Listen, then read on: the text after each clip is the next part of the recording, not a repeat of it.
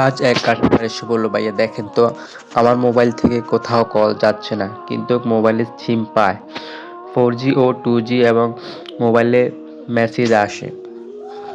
তারপরে আমিও ডায়াল করে দেখি ঠিক সেম সমস্যাই, কোথাও কল যাচ্ছে না। তারপরে আমি একটা নাম্বার ডায়াল করে দেখব এই মোবাইলে আসলে কি সমস্যা হয়েছে। ওকে আমি ****3*988*691 ডায়াল করে দেব। ও মূলত এই ফোনটি হলো নেটওয়ার্ক লক বা কান্ট্রি লক। মূলত এই প্রবলেম হলে এই লকটি কাটাতে হবে, না হলে এই মোবাইল থেকে কোথাও কল যাবে না যদিও সিম পায়। আর এই প্রবলেমটি আমি আরেকভাবে চেক করতে পারি।